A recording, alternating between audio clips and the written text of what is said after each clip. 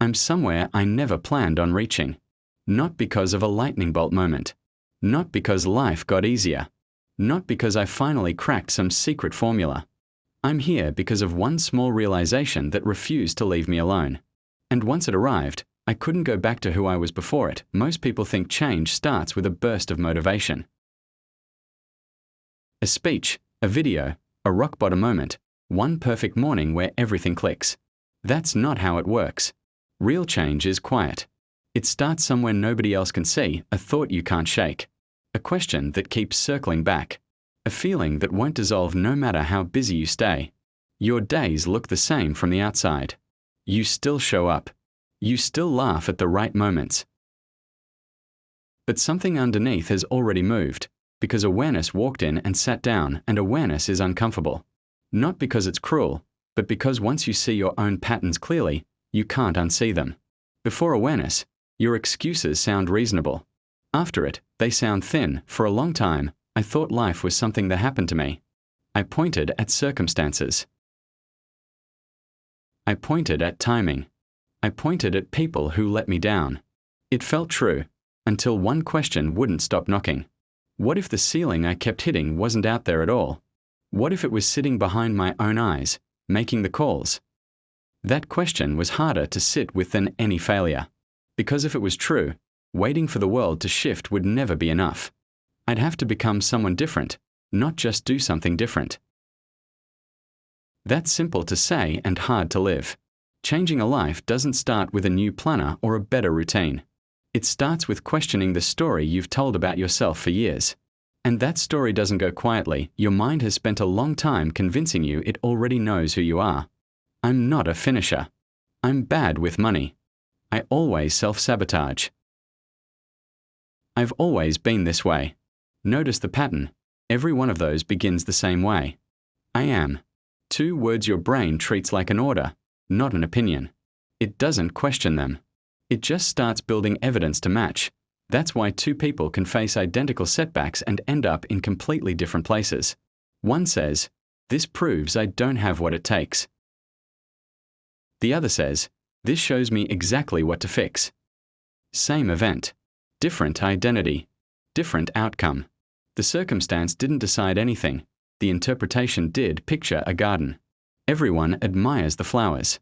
Nobody checks the soil. But the soil decides what's even possible above ground. Your life runs on the same logic. Habits are visible. Results are visible. But the beliefs feeding them stay hidden underground, doing all the real work. That's why change so often doesn't stick.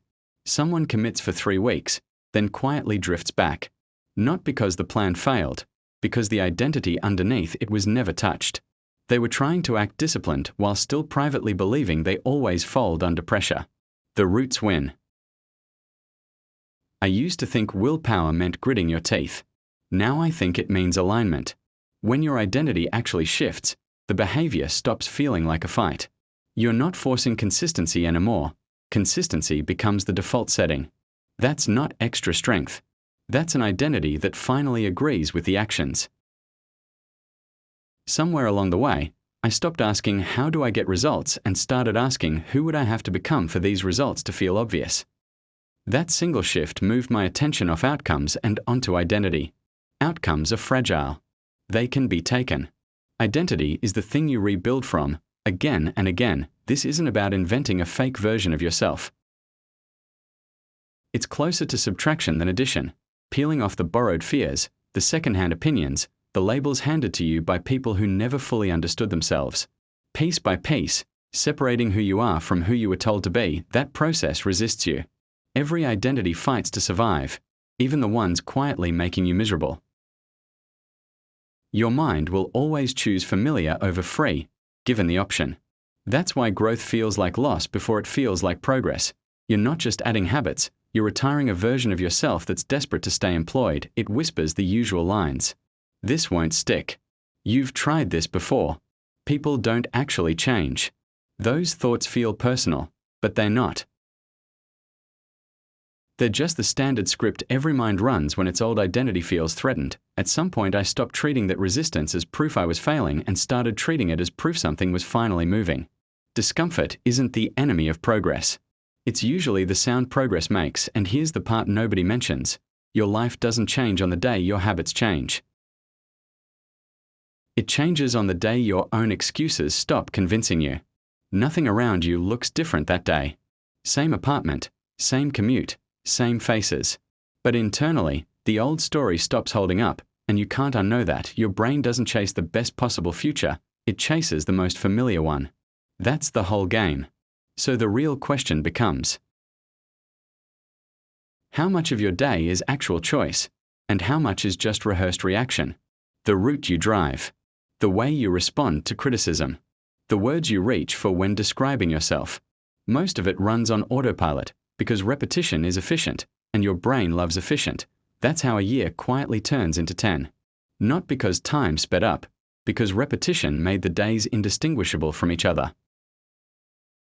Motivation fades because it was never built to last. It's a mood, not a foundation. Identity is the foundation. I spent years waiting to feel inspired before I moved.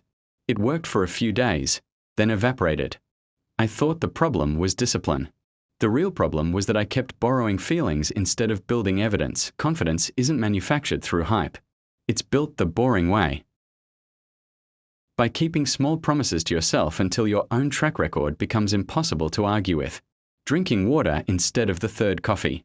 Reading instead of scrolling. Going to bed when you said you would. None of it looks impressive in the moment. Together, it rewires the verdict your mind has quietly been keeping about you. Eventually, your brain updates the file. Maybe I do follow through. Maybe I am someone steady. Maybe I've been wrong about myself this whole time. That update is worth more than any burst of motivation because it's earned, not borrowed. Self-trust can't be bought or gifted. It's built through small, repeated honesty, the kind that's uncomfortable at first. It's easier to say, I don't have time, than I gave my time to things that didn't deserve it. Truth doesn't usually attack you. It just takes away your hiding spots. Uncomfortable at first. Clarifying after, then there's the environment, the quiet voter in all of this. Every notification, every room, every recurring conversation is either making your future easier or harder. Nothing is neutral. If distraction surrounds you, focus gets expensive. If negativity surrounds you, hope gets expensive. Willpower can outmuscle environment for a while, but rarely forever. Real freedom isn't infinite options. It's the ability to decide which thoughts get to stay and which ones lose their lease. The day you start questioning the voice that's been narrating your limitations, quietly, without ceremony, is the day your actual life begins. The hardest fight was never against the world outside. It was against an old, tired version of yourself that was built for safety, not for growth, and forgot to retire on time.